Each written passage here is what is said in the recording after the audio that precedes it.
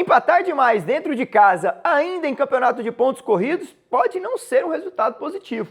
Pois é, muita ilusão quando um ponto conseguido pode ser considerado um ponto a mais na tabela, digamos assim.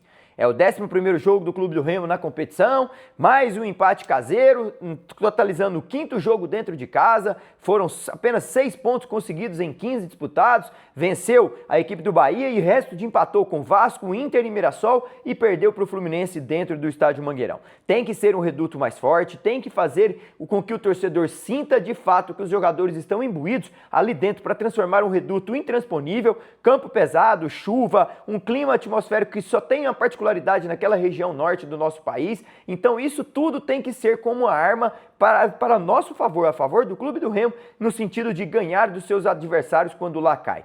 Antes, quero agradecer cada um de vocês por estarem aqui no nosso vídeo. Eu vou comentar do que eu vi de Clube do Remo 1, Vasco também, mas deixe seu like, deixe a sua curtida, compartilhe o vídeo, porque isso fomenta cada vez mais o nosso canal para que ele consiga ter a sua expansão gradativa aqui. Fechou? O Clube do Remo é o seguinte, fez mais um jogo, 5º dentro de casa, de 11 jogos que realizou até o momento, 6 fora, 5 em casa. O time tomou gol em 10 dos 11 jogos disputados, tem a segunda pior defesa da competição, só perde nesse quesito para o Cruzeiro. Lembrando que o Cruzeiro tinha o treinador Tite no início da competição, agora já tem Arthur Jorge, com certeza vai dar uma recuperada, mas o time, a verdade é que o Clube do Remo, ele traz consigo esses números ruins, né, de ter tomado gol em quase todos os jogos da competição, são mais de 90% dos jogos que ele toma gol, e hoje tomou mais um. A verdade é que eu vou dividir o jogo em 2 tempos distintos. Primeiro tempo eu vi muito de um colombiano de 23 anos, Carlos Andrés Gomes, pelo setor esquerdo do ataque vascaíno, setor direito, onde Marcelinho defendia e sempre foi um alvo fácil, digamos assim, de ser batido pelo Andrés Gomes. Mais forte, mais potente, mais possante, mais incisivo no 1 para 1 e ganhou quase ou todas as jogadas do Marcelinho. Teve bola na trave, um chutaço logo no início do jogo, teve defesa do Marcelo Rangel, teve chute para fora do próprio Carlos Andrés Gomes. Ele fez de tudo. E no primeiro tempo que eu vi foi só uma oportunidade do Jajá, uma oportunidade assim que Léo Jardim teve dificuldade na sua defesa, mas de resto, pouca criação ou quase nada. O meio campo que eu esperava um, veio outro, né? Patrick de Paula, David Braz ali tentando conseguir o Zé Wellison também, mas a verdade é que o meio campo do Vasco foi mais soberano, tanto nas primeiras como nas segundas bolas também. Ganhou o campo pesado, chovendo, mas o Vasco conseguiu se adaptar rapidamente ao terreno. A verdade é que o Vasco da Gama tem um orçamento melhor, tem um investimento maior, tem mais tradição dentro da Série A em termos de tempo, que joga, é campeão de Conmebol Libertadores. A verdade é que o Vasco tentou se impor consoante a isso. Renato Gaúcho deve ter passado essa mensagem que tinha que ir para cima. O primeiro tempo foi mais ou menos isso, o Vasco melhor e predominantemente merecia até sair vencendo do que próprio Clube do Remo. Já na segunda parte ali, o setor direito do Clube do Remo sofreu novamente e foi por ali que a jogada foi construída, né? Não com o Andrés Gomes, mas sim por Thiago Mendes, que chega ao fundo, uma triangulação, consegue fazer um cruzamento e ela cai nos pés de quem? Um jogador que já tinha incomodado muito no primeiro tempo. Estava do outro lado, estava no setor ofensivo, dentro da grande área, dominou, teve tempo de cortar o defensor e bater sem chance para o goleiro Marcelo Rangel.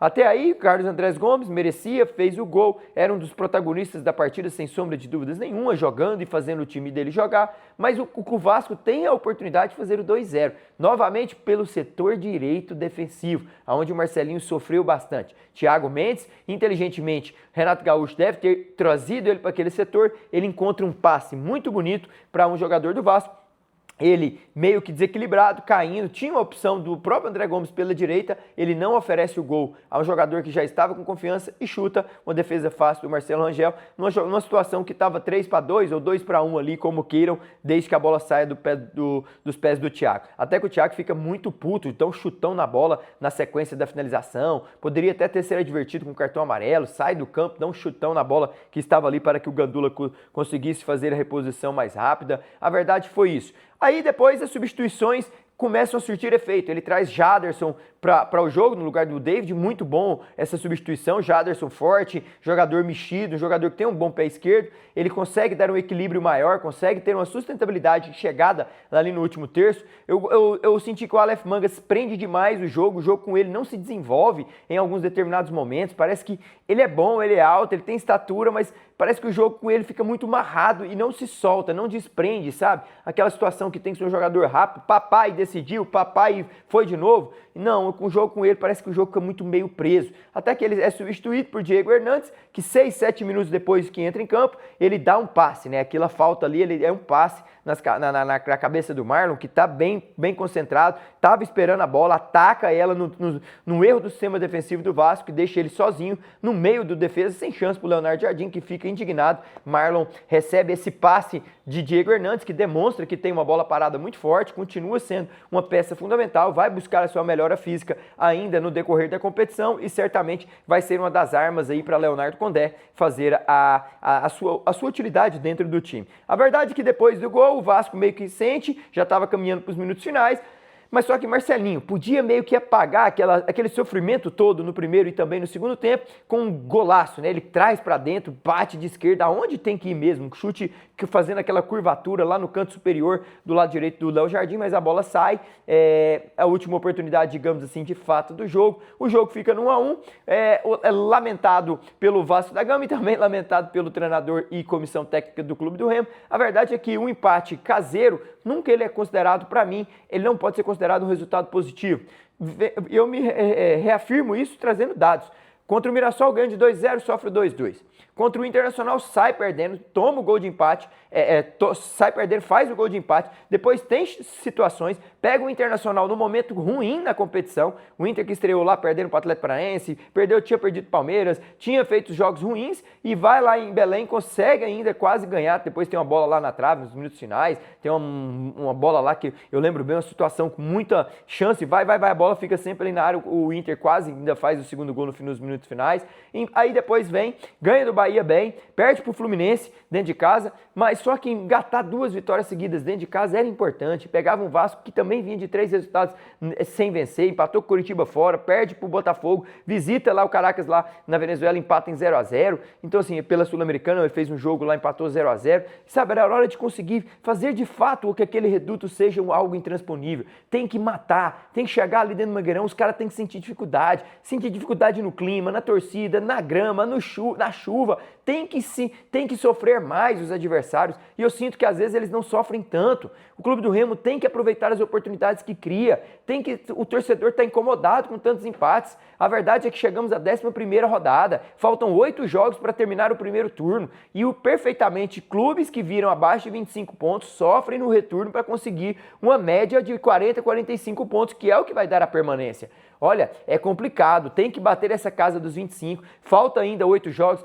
Dani, leva 24 pontos, mas vem a sequência, Red Bull, Bragantino fora, Cruzeiro em casa, ainda tem a Chapecoense, Atlético Paranaense, tem o Corinthians, tem o São Paulo pela frente e outros adversários. São jogos duros, são jogos complicados, catimbados, é difícil enfrentar o Corinthians na Neoquímica Arena, ainda mais agora com o Fernando Diniz, é difícil receber um Cruzeiro que está melhorando com o Arthur Jorge, é difícil enfrentar o Red Bull Bragantino lá no interior de São Paulo, que vem crescendo nas mãos do Mancini, sem tomar gols de alguns times, principalmente lá no interior de São Paulo. Então, quando chega dentro do Mangueirão, os times têm que sofrer de fato. E eu sinto que às vezes um empate, não, somamos um ponto, não pode ser assim. Tem que ter atenção, porque me preocupa muito ficar empatando demasiado e causar aquela falsa sensação de que o resultado foi bom. Estamos longe ainda dos 25, 26 pontos que eu acredito que seja ideal para fechar o primeiro turno. Temos que começar a vencer urgentemente e que seja já no próximo jogo. Tem agora a pausa nada, né? Tem um jogo decisivo lá em Marabá pela Copa Norte, depois já viaja para lá no interior de São Paulo para enfrentar o Red Bull, que comecemos a reação já nessa semana. Vencer lá em Marabá, vencer o Red Bull e aí sim voltar em casa e fazer desse Mangueirão um reduto intransponível, um reduto difícil dos times enfrentar o Clube do Remo lá. Fechou? Fica com Deus. Eu fiquei com essa sensação de que o resultado positivo não foi bom, o empate não foi bom e espero que também eles sintam esse empate e busquem essa vitória fora de casa contra o Red Bull para valer a pena e que quando cair dentro do Mangueirão tem que fazer as vitórias. Só restam 14 jogos dentro do Mangueirão e que lá consigamos a maioria dos pontos e não nos apegamos a um ponto conseguido contra os times que lá vão. Fechou? Fiquem com Deus. Forte abraço para vocês. Tchau.